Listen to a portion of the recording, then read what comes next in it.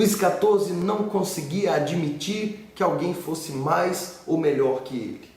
Não conseguia admitir que outro país superasse a França em atividade comercial, em poder militar. Por isso, Luís XIV está sempre preocupado em ostentar o poder da França. E ele demonstra isso com o rigor em que trata a construção do Palácio de Versalhes. O Palácio de Versalhes é feito para que os visitantes do rei pudessem ver em Versalhes a grandeza da França.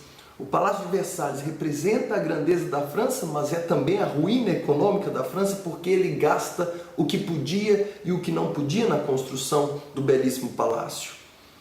Cultivar a própria imagem, engrandecer-se a si mesmo, eram os objetivos de Luís XIV, mas não apenas porque era vaidoso.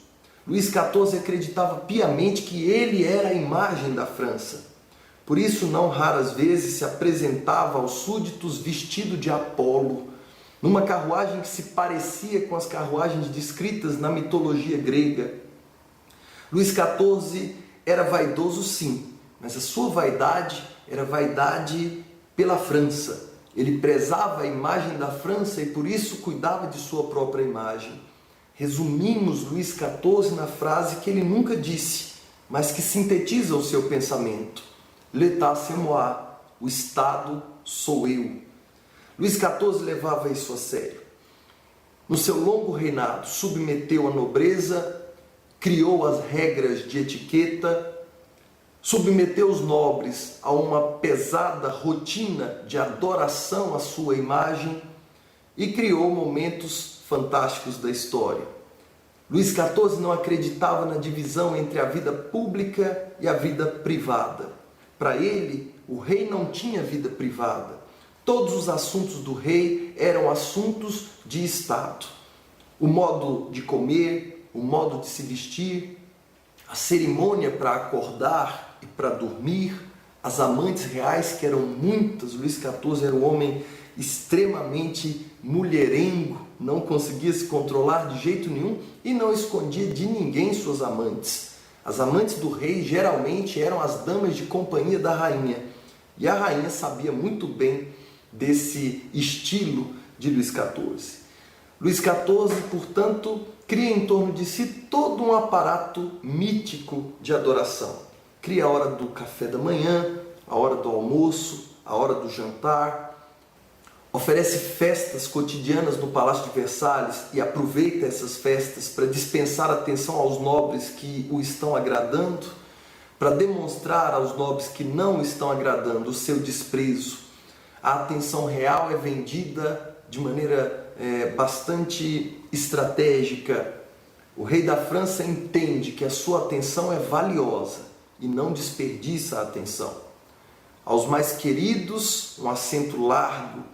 Aos menos queridos, um tamborete de 3 pernas, e assim demonstrava o seu desprezo durante os jantares.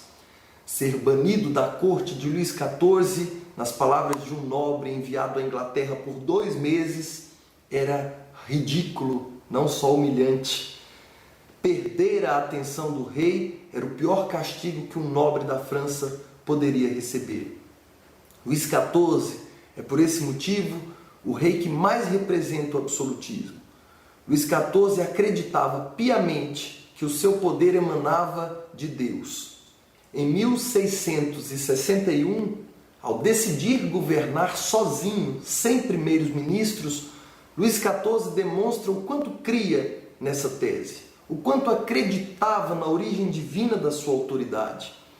Ao assumir o poder de fato em 1661, no seu discurso, Luís XIV diria: esta noite o Senhor Deus desceu a mim e me disse que se quisesse outro por rei da França, não me teria feito rei sobre vós. Portanto, decidi governar sozinho.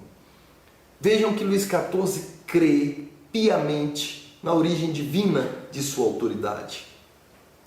O problema do reinado de Luís XIV é que depois de muitas guerras em que afirma o poder real da França, Depois de forçar os espanhóis a concederem a mão de uma princesa espanhola em casamento a ele, obrigando os espanhóis a uma aliança com a França, depois de fazer guerras que elevaram o poder dos franceses, Luís XIV, por gostar demais do campo de batalha, acaba metendo os pés pelas mãos.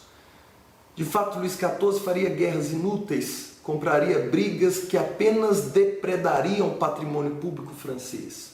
Embora o seu reinado seja conhecido pela glória, o final do seu reinado é de decadência. Em 1685, Luís XIV comete o pior erro do seu governo. Revoga o Edito de Nantes, proclamado por seu antecessor e ancestral Henrique IV. Henrique IV, ao baixar o Edito de Nantes, permitiu na França a liberdade de religião, autorizou que católicos e protestantes convivessem.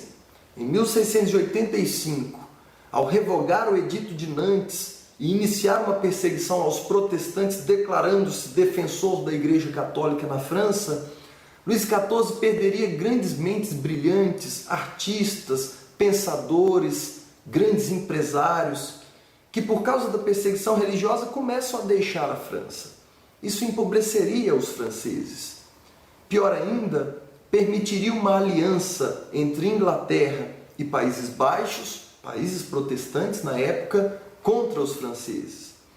Luís XIV sofreria suas primeiras derrotas militares e com isso a França entraria em decadência. Mesmo assim, podemos dizer que o reinado de Luís XIV é um reinado de glória, um reinado que marcaria a história da França para sempre.